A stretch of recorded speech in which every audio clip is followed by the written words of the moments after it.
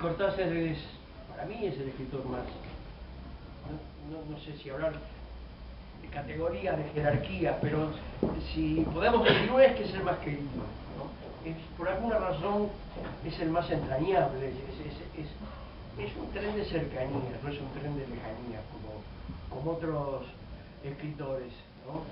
Y pienso que estaría muy feliz de que una radio surja con algún tropiezo o no, bajo la vocación de una de sus novelas, porque, bueno, una de las cosas que era Cortázar era un gran radiómano. Tiene un cuento que se llama Cambio de Luces, que está estructurado como un radioteatro. La radio galena aparece en sus novelas, aparece el relato, el esfuerzo por escuchar por radio galena el relato de la pelea Filpo-Dempsey en uno de sus cuentos. Tiene una frase que dice: yo vi nacer la radio y morir el boxeo cuando surgió la televisión. Y además escribió un radioteatro que después lo voy a retomar porque quiero de alguna manera cerrar con eso, un radioteatro que se llama Adiós Robinson y que escribió en 1977. Hablar de Cortázar y la política, digamos, algo así como subsumirlo nada más que en la política es medio como imposible, porque Cortázar va como trenzando todo, tiene además distintas etapas. Algunos de ustedes sabrán que cuando nace en 1914 por un accidente, porque el padre estaba en un consulado en Bruselas y se desata la Primera Guerra, para Barcelona con sus padres y recién a los 3 años llega a Buenos Aires y se instala en Banfield.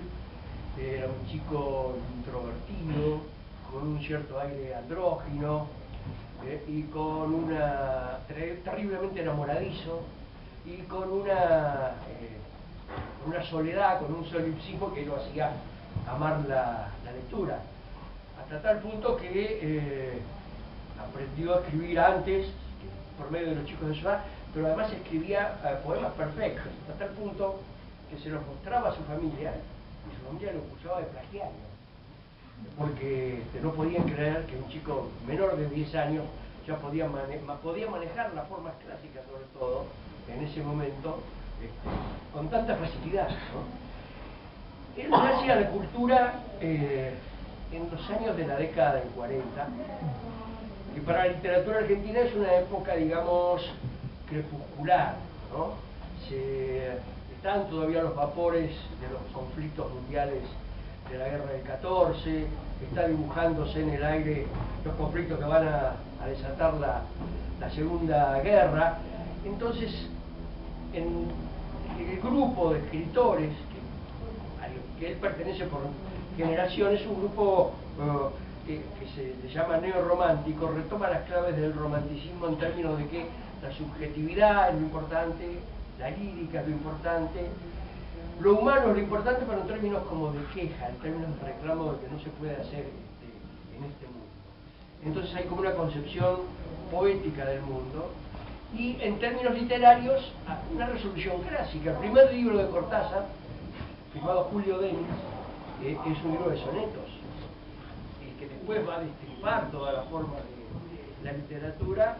Comienza con un libro de formato absolutamente clásico, pero después se va aproximando a una concepción mágica del mundo, cosa que se nota en su primer libro, no en su primera obra de teatro, Los Reyes, que también publica con Julio Denis, pero sí en el primer libro de cuentos que escribe en 1951 y que es publicado poco después acá, que es Bestiario, donde hay una mezcla de realidad y fantasía.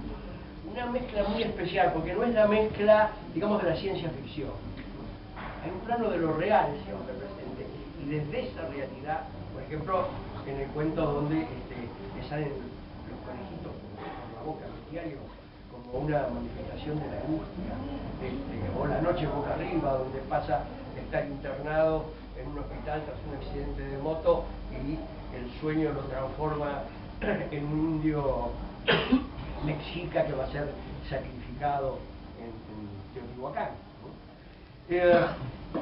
después Cortázar se aleja de su parte clásica, pero le queda algo, y le va a quedar en toda su literatura, que es cierta búsqueda por la forma en el sentido de lo musical de la palabra, ¿no? Aún en la prosa, Cortázar tiene como una cadencia, ¿no? Y pasa a tramar esa literatura que en principio era clásica a un mundo de fantasía, que es el que vemos en Bestiario, en Final del Juego, con cosas que están en la realidad pero que de repente empiezan a tener otra dimensión, ¿no? Nos fascina el misterio, el mundo animal, tiene montones de metáforas con esto, y tiene una concepción más bien elitista de la cultura y de la vida, que después él va a reconocer, ¿no? Llega después a un cuento que él mismo considera clave en su obra, que es El Perseguidor, que es el cuento donde está el periodista Bruno, que quiere hacer la biografía de Johnny, que es el cuento que él escribe impactado por la noticia de la reciente muerte de Charlie Parker. Y él dice que en El Perseguidor es un cuento donde por primera vez se dio cuenta de que estaba tomando como dimensión la otredad, la existencia del otro, ¿no? Ver a ese músico, a esa especie de Orfeo oscurecido, que es Johnny tocando el saxofón, que tiene problemas con la droga, con el alcohol, que tiene rayes con el tiempo, por ejemplo, que una frase que a mí me parece genial, cuando está tocando Johnny, que Cortázar pone la boca de Johnny y dice, esto lo estoy tocando mañana. Y después le cuenta, en 1 minuto y medio viví 14 minutos. No sé cómo fue, pero yo te cuento, 1 minuto y medio, pero en realidad fueron 14, y le cuenta a su interlocutor Bruno todo lo que le sucede.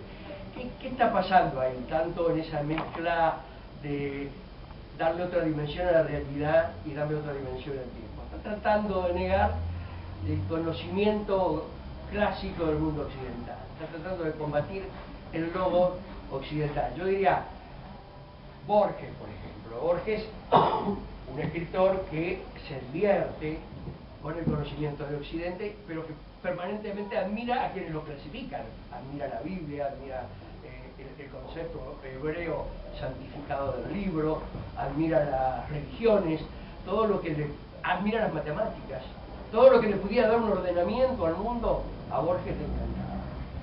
Cortázar es en ese sentido opuesto a Borges, porque dice, el que no sabe que en el mundo hay más dimensiones y solo se atiene a lo clasificable, se pierde un montón de cosas. Se está perdiendo jugar. Hay otra vida y nos la perdemos, pareciera decir permanentemente.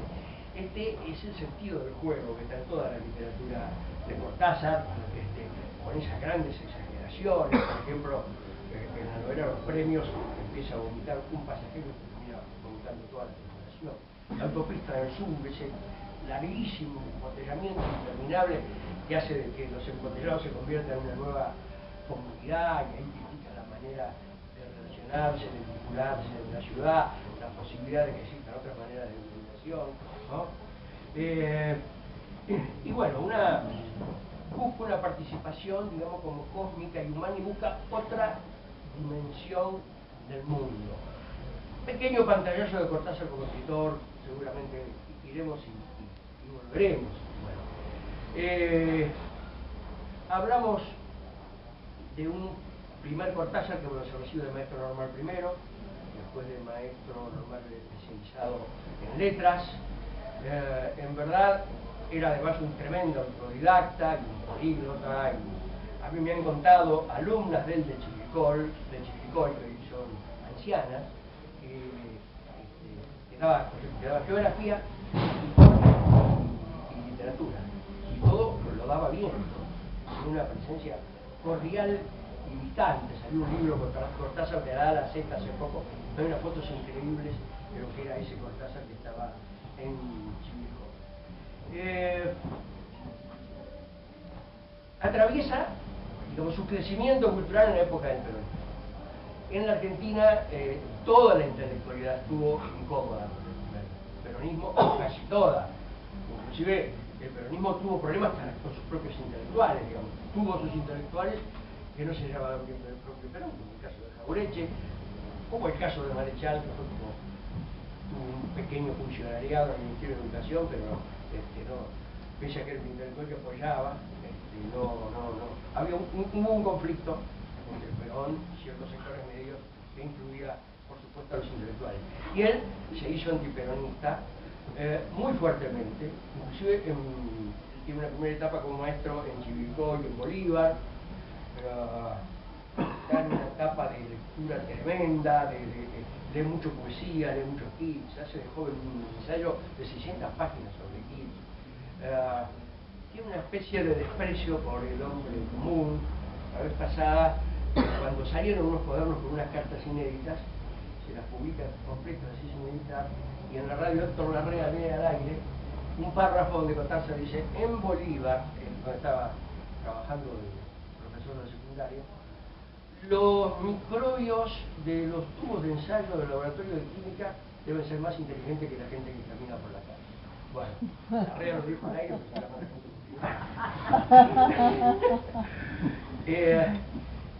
tiene esa visión elitista. Él formaba parte de la cultural, estaba cerca de poetas como Rodolfo Wilcox, como César Fernández Moreno, escribía Calvetti, y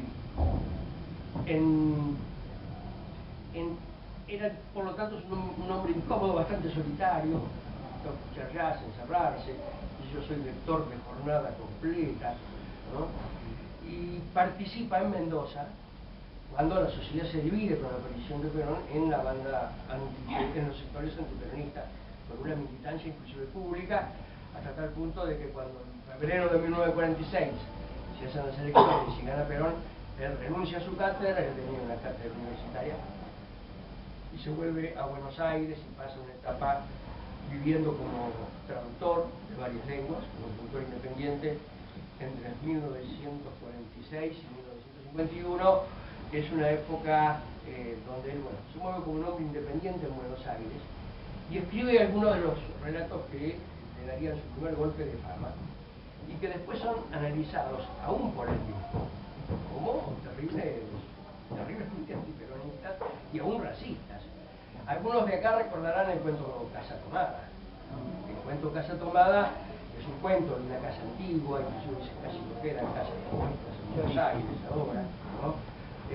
Donde leo textualmente, dice el personaje que narra: todos los meses llegaba plata de los campos y el dinero aumentaba. Se acordarán que esa casa iba siendo permanentemente ocupada hasta que los dueños quedan afuera. Esto es analizado como una metáfora del desplazamiento de los sectores dominantes por parte de los sectores medios, medio bajos y bajos que ascienden durante el peronismo. Se da cuenta que eso está perdiendo terreno y realmente el peronismo tenía un problema con la cultura y él siente que como que la cultura no tiene lugar y da esa explicación de que se va a París porque no puede escuchar los conciertos de Bela Bartok con un fondo de bombos peronistas sonando en la esquina. Otro cuento terrible es Las Puertas del Cielo, que es un cuento donde un médico se hace amigo de una pareja que admira a esa pareja por su manera de ser vulgar, sobre todo a la mujer, Celina, me acuerdo, no le llamaba poderosamente la atención. Esa pareja, amiga del médico, lo lleva a un baile popular en el Salón Argentina, ¿puede ser? Salón Argentina, que era uno de esos clásicos salones de baile populares de la década del 40, y ve a la gente del pueblo como monstruos, ¿no? Dice: me gustaba ir a la milonga por los monstruos. Y relata toda la manera de comunicarse de la gente entre sí, como si fueran realmente personajes monstruosos. Más adelante él casi se autoculpa, dice: era un burguesito ciego a todo lo que pasaba fuera de lo estético. Entonces, ¿con qué nos encontramos? Con una primera politicidad que pasa más por lo cultural que por lo político en sí, ¿no? Y que forma parte también del mundo de los docentes de esa época, de los años, sobre todo de los años 30 y 40. Europa, su viaje a Europa en 1951, en un vapor italiano, para cumplir con una beca de 10 meses y con todo el interés de quedarse, lo pone en contacto con una realidad totalmente distinta. Primero lo pone en contacto con algo que lo aleja de lo que es su primera oleada de formación, romántica, crepuscular, oscura. Conoce a las vanguardias europeas bien de cerca, grupos que tienen una marca de transgresión, a los surrealistas, a los situacionistas, que se oponían a toda forma de poder. Entonces ya va recibiendo una otra etapa de su formación que lo hace cambiar. Eso es como una personalidad muy dinámica. En Francia, encima, él está en París, está en la ciudad de Jean-Paul Sartre, que saca la teoría de la literatura comprometida y se arma un gran debate mundial sobre arte puro o literatura comprometida, que hoy está actualmente desactualizado, pero que en algunas cabezas sigue vigente. El arte comprometido frente al arte puro, Francia, un auge muy fuerte de las luchas anticolonialistas en Argelia y en Vietnam, que se sentían especialmente en Francia. En Rayuela hay un pasaje donde un personaje lo invita a Oliveira a una actividad política que no se explica mucho en función de la causa argelina, y Horacio Oliveira duda si entrar en acción o no entrar en acción. Y cambian muchas otras variables culturales, no solo las luchas anticoloniales, Argelia, Vietnam, aparece el libro de Pat Fallon sobre la explotación que prologa Jean-Paul Sartre. En Argentina también las clases medias tienen un desplazamiento, en la continuidad de las dictaduras militares, Onganía prohibiendo la ópera o Marzo, acá habrá alguno que se acuerde, prohibiendo el estreno de la película Teorema de Pasolini, invadiendo de vez en cuando el Instituto Litera con la policía porque se hacían actividades de vanguardia artística, y por excelencia comienza a marcarlo la Revolución Cubana de 1959. Cuando él va invitado a Cuba, él ya tenía relaciones con Cuba a través de uno de sus escritores directos, José Lezama Lima, con quien comparte el gusto por el barroco. Y José Lezama Lima apoya la revolución, él la ve, se acerca a los líderes de la revolución, se acerca al Che, se acerca a Fidel, y se acerca inclusive a los mitines populares, ¿no?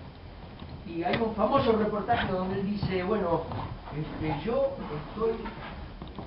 rechazaba en Argentina lo que ahora me entusiasma, porque él lo entusiasmaba, ese apoyo popular y esa reivindicación de los que nunca habían tenido lugar en la política, en lo público, en la participación de la economía.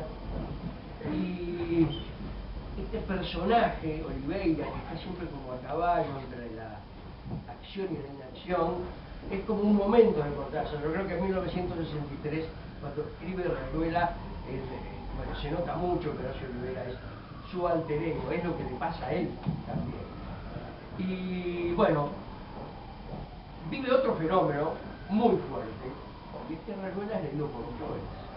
Él mismo decía, la gente de mi edad no lee Rayuela, lo leen las chicas veinteañeras, lo leen los muchachos que mandan cartas, y todo ese acercamiento con una juventud, la de los años 60, que después va a pasar, digamos, de la cultura a la politización, y va a unir cultura y política, sobre todo en los 60 y los 70, ya lo cambia definitivamente, asume públicamente que es socialista, apoya distintos procesos que se van dando, critica a los afanes colonialistas hasta de la misma Francia y sobre todo de los Estados Unidos, viaja a Nicaragua, viaja a la Asunción de Salvador Allende, después milita contra el pinochetismo de Europa, porque no lo dejaban entrar, alguna vez entró clandestino en Nicaragua porque se estaba desarrollando la lucha de los sandinistas.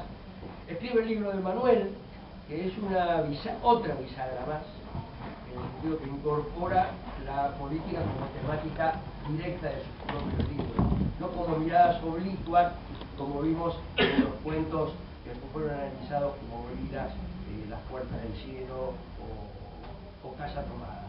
Integra el Tribunal Russell contra el empleo de la tortura, manda informes, participa muy activamente, viaja mucho, y yo creo que ya es un Cortázar totalmente distinto.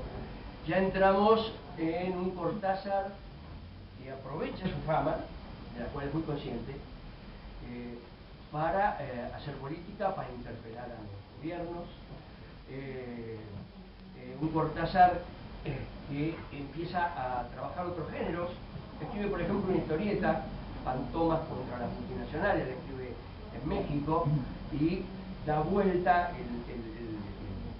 el héroe de historieta clásico, que siempre es sistémico, lo da vuelta y lo pone a favor de las luchas de las causas antiimperialistas, anticapitalistas, como ustedes quieran llamar.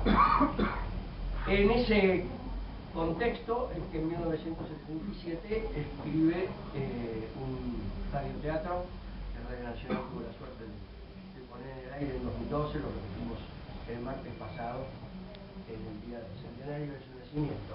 Él había sido traductor de la obra de Poe, la isla de Robinson. La isla de Robinson, bueno, aquel personaje, el amo que naufraga en una isla, que encuentra un caníbal al que domestica, le pone de nombre Viernes, desconoce su nombre, si es que lo tiene, no hace llamar amo. El blanco es el poseedor del conocimiento, de la racionalidad, del sentido de lo religioso, no tiene tentaciones sexuales, cuida su higiene, y todo eso se lo traslada al esclavo como enseñanza, hasta que lo rescatan a los dos. Cortázar había sido uno de los traductores al castellano de esta novela de Daniel Defoe, y en el radioteatro, que es curioso porque además comienza a frecuentar otros medios de comunicación directa, como las historietas, el radioteatro, da muchos reportajes de televisión, autoriza que varios de sus cuentos sean filmados, ¿no? Como que de repente trata de aprovechar su lugar para tener una circulación muy, digamos, mediática que le permita dar permanentemente su mensaje político. Bueno, en Adiós Robinson invierte la fábula. Esta novela transcurría en 1717, o había sido publicada en 1717. Cortázar toma a Robinson y a Viernes en el siglo XX, ¿no? Y deciden, Viernes ya había sido educado en una universidad, era académico, todavía joven, y van a visitar la isla en la que habían estado cuando él era un salvaje y civilizado, lo asimiló a la sociedad. Y Viernes le sigue diciendo amo a Robinson, que están en el avión, no vamos a ir a nuestra isla, vamos a viajar. Y dice sí, amo, y se ríe. Cuando llegan, sucede que el héroe para la población de la isla, Fernández, el héroe Viernes, y se le hace un funcionario del gobierno a Robinson y le dice, mire usted, que le dice por ahí, nosotros no vamos a una visita por ahí, no se muestren mucho porque acá vino que no lo queremos. Y Axel termina, ¿qué es lo que termina haciendo? Termina siendo una fábula plenamente anticolonial. Yo creo que este es el Cortázar que como escritor, no dice su base literaria, Aurora Bernardes, no podemos decir sus lectores también, aunque admiremos esta militancia. Creo que como escritor, bueno, ya ha pasado la cumbre de su obra, que para mí está en la gran cuentística, ¿no? El diario, Las armas secretas, Todos los juegos en el juego, hasta Octaedro, son 4 o 5 libros de cuentos que merecen estar en cualquier antología universal de cuentos del siglo XX. Digamos que ya siente que su obra está hecha, aprovecha ese lugar y bueno, anda por el mundo, se enamora por segunda vez, está siempre con jóvenes y reparte su verbo político. Yo creo que ese verbo político tiene que ver también con el verbo poético.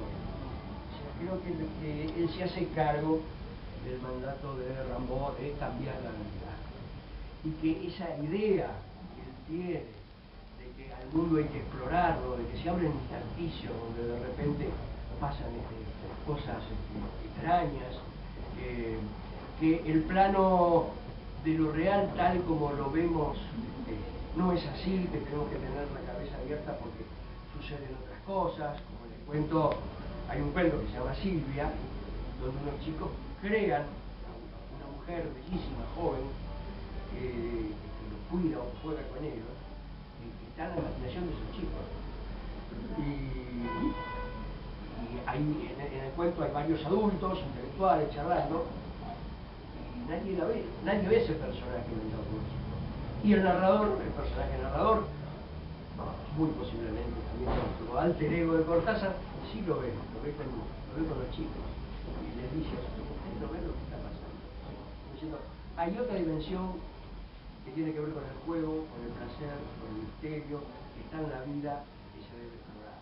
Hay una dimensión lúdica, se puede jugar con el lenguaje, se puede jugar con la imaginación, se puede jugar con la fantasía, hay una imaginación erótica, hay momentos de alto voltaje erótico en la literatura de Cortázar, y está esta dimensión política. Y yo creo que eso, en el gran Julio que homenajeamos hoy, tiene que ver con toda su concepción de no resignación ante lo que nos es dado y de tratar de jugar, de no perder nunca el sentido lúdico de la vida y de combatir al lenguaje tal como nos viene. Él, que empezó siendo un clásico, en Rayuela trata de pulverizar el lenguaje formal, el lenguaje articulado, hasta se inventa un idioma bíblico que ocupa todo un capítulo. Y bueno, y que esa es, digamos, además de disfrutar de leerlo, su gran legado, un legado donde lo político, para ampliar los horizontes de la libertad del hombre, está, yo diría, estrechamente vinculado a su apuesta de juego y a su apuesta estética. Seguramente, lo repito, le hubiera gustado una radio que tuviera su nombre, radiero como era, y ustedes como nueva radio, poniéndole Rayuela, van a tener la obligación de llevarlo al cielo, o por lo menos al aire. Al aire. Muchas gracias.